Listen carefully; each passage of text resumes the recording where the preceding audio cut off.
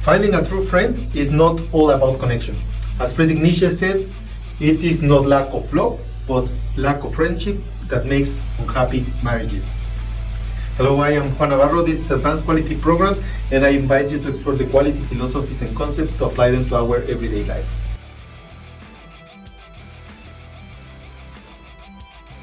First things first, sympathy and pity aren't what you need in a friendship.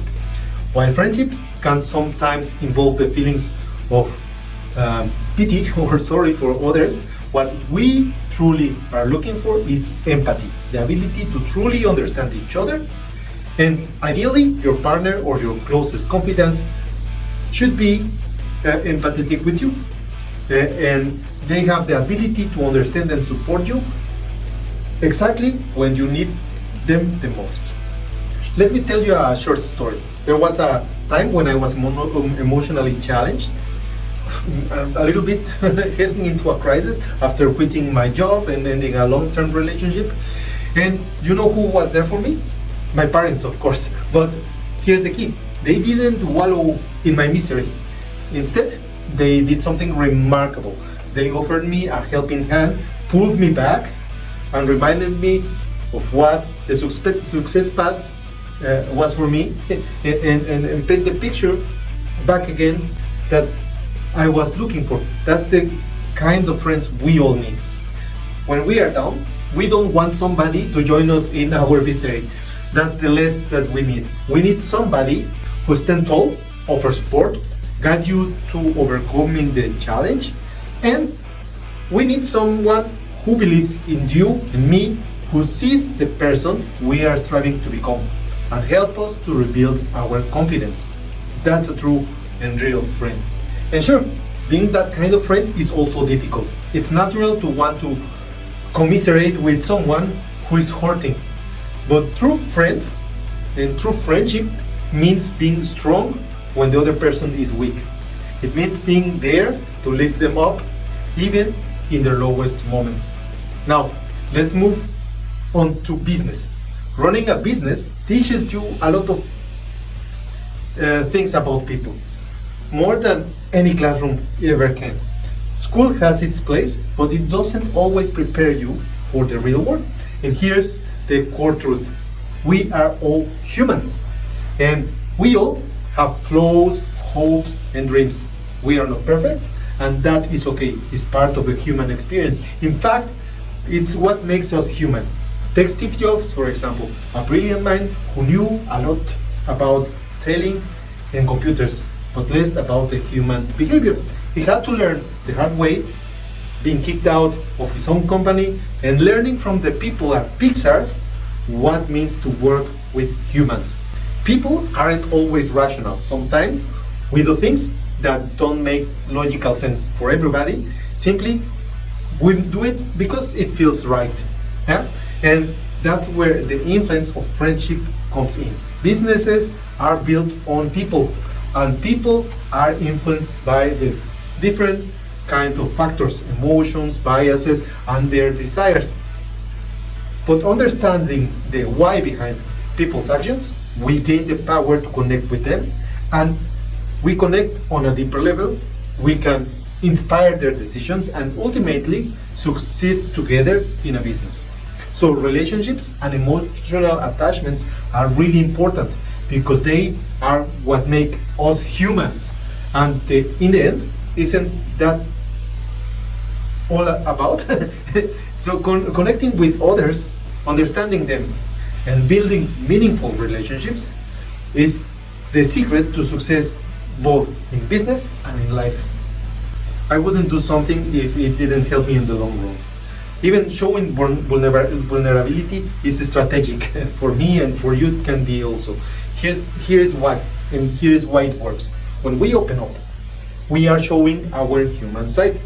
People want to connect with that person they are talking to.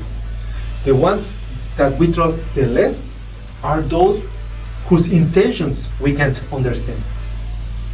When we don't get someone's intention, it will freak us out. We feel like they are trying to manipulate us, and it makes us uncomfortable. But when we understand why someone is doing something, it's different. Now we can decide if we want to go along with it or not. Not knowing makes me resistant, and I'm not easily persuaded. But understanding makes me want to understand and perhaps to cooperate. Once we accept that we are dealing with humans, things can change. People respond better when we are open with them. They will mirror our openness. That's how we build teamwork and trust. Hiring people you can relate to you makes perfect sense, actually. Humans are social creatures. We need to connect with each other. Isolation hurts emotionally because historically it meant danger. Anthropologically, on the food chain, being isolated means that you are vulnerable to predators. So, as a social animal, the human is wired to bond with others for survival, no matter how much we deny it, and how business try to maintain a formal atmosphere. It all comes down to human nature. Don't play the professional act in businesses, in business meetings. Be as human as possible. Be honest about your story and your intentions. Being real, being clear will touch your team and your customers, and it's all about connecting with them on a human level and not about manipulating. At first, this can feel strange to be open and accept the risk of rejection, but trust me, it pays off. People respond to honesty. Again, it's all about being human. Don't get caught up in the formalities when you are dealing with people. It won't work in the long run. Deep down, we often shy away from admitting that we truly seek friendships.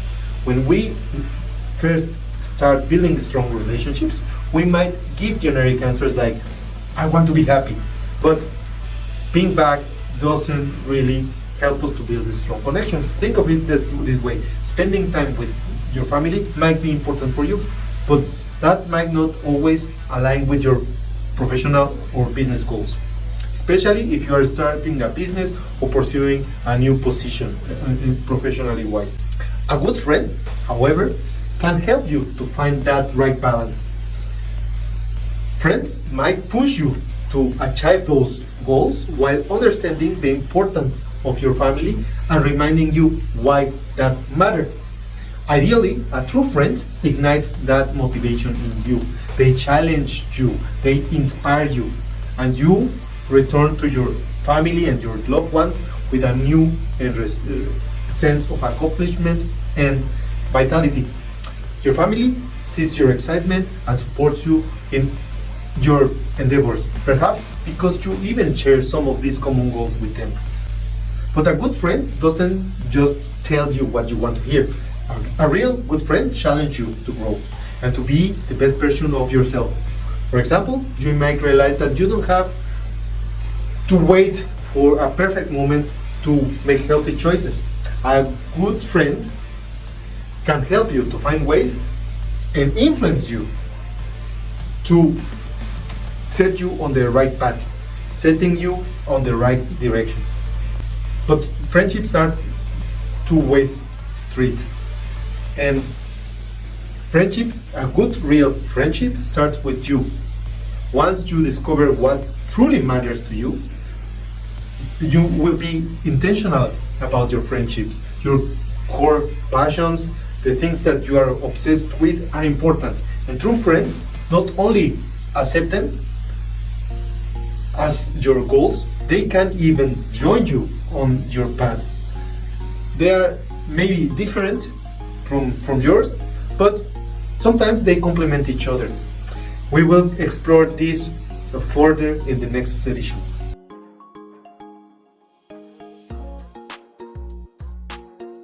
And that was it for this episode and podcast. If you find it useful, don't forget to hit like.